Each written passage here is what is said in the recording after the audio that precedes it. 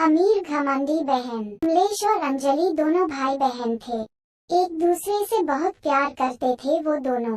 उनके पास बहुत ज्यादा संपत्ति थी, किसी भी चीज की कमी नहीं। माँ पापा कमलेश और अंजलि की सारी इच्छा पूरी करते थे। कमलेश घोड़े पर बैठना सीख रहा था। उसके पास एक शानदार घोड़ा था। थोड़े दिन बाद अंजलि की शादी हो गई। जहांगीरदार के घर में उसकी शादी की। मायके वालों से भी ज्यादा अंजलि के ससुराल वाले अमीर थे। कमलेश भी अब बड़ा हो गया था। उसकी शादी बाकी थी, परंतु अचानक उनके पिता की मौत हो गई और कुछ दिनों बाद मां की भी मृत्यु हो गई। कमलेश अब अकेला रह गया था। अंजलि भी 4 दिनों के लिए मायके आई थी, पर वापस भी चली गई अपने ससुराल। अब सारा कारोबार कमलेश के कंधों पर आया था, पर उसे अनेक लोगों ने फंसाया। एक बार बड़ी डील की, पर उसमें उसे घाटा हुआ और कमलेश बर्बाद हो गया। उसकी खेती जब्त हो गई, घर की नीलामी हो गई। ऐशो आराम में रहने वाला कमलेश अब उसके बुरे दिन आ गए। जिसके पास सैकड़ों लोग खाना खाते थे, आज वो एक निवाले के लिए तरस रहा था। जो मुलायम गद्दे पर सोता था, आज उसे सड़क पर सोना पड़ रहा था।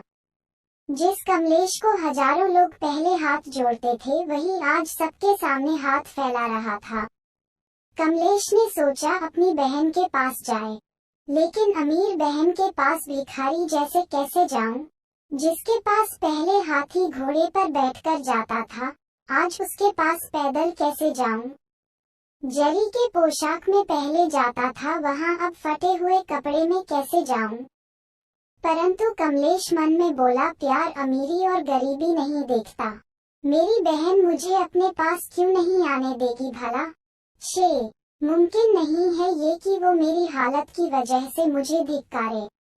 वह बहन के पास गया, दरवाजे में खड़ा हुआ। ऊपर छत से बहन देख रही थी। कमलेश ने ऊपर देखा, पर बहन अंदर चली गई। कमलेश को लगा बहन नीचे मिलने के लिए आ रही होगी, पर कोई आया नहीं। दरवाजे पर खड़े नौकर ने पूछा, कौन हो तुम? यहाँ क्यों खड़े हो चोरों के जैसे? निकलो यहाँ से। कमलेश बोला, मेरे बहन का घर है ये, उसे अंदर जाकर बताओ जाओ। नौकर हंसकर घर में जाकर वापस आया। वह कमलेश को बोला, चलो वहाँ तबेले में, आपको खाना ला कर देता हूँ, वह खा लो और जाओ यहाँ से। कमलेश ने पूछा, बहन ने क्या कहा? नौकर बोला, मेम साहब बोली, होगा कोई भिखारी बैठा, 2 तबेले में दे दो उसे बासी खाना। कमलेश तबेले में गया और उसकी आंखों से आंसू आने लगे। उसे नौकर ने सूखी रोटी दे दी। कमलेश ने वहां पर एक खड्डा खोदा और वहां पर वह रोटी दबा दी।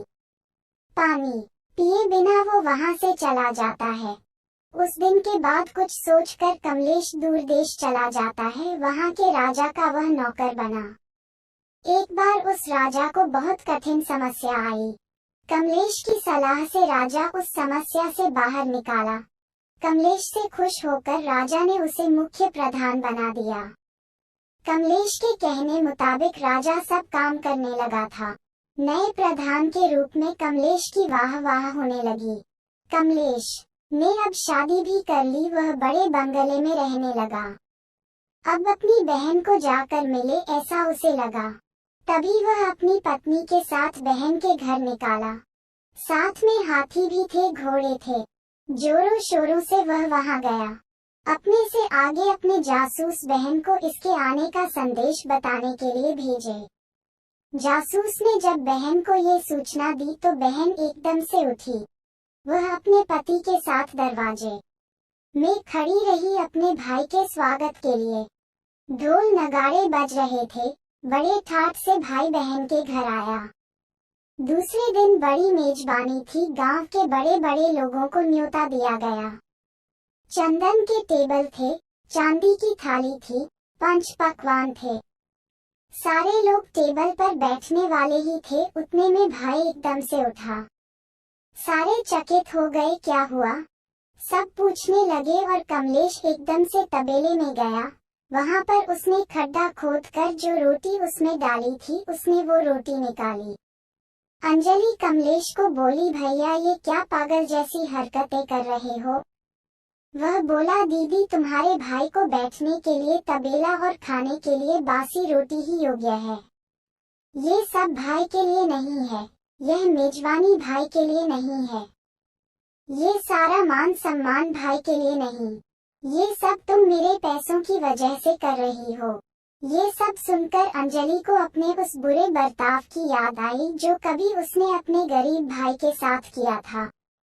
उसे अपने किए का पछतावा होने लगा। उसने कमलेश के पैर पकड़े और बोली, भैया भूल हो गई मुझसे, आप अपनी इस नादान बहन को माफ नहीं करेंगे क्या।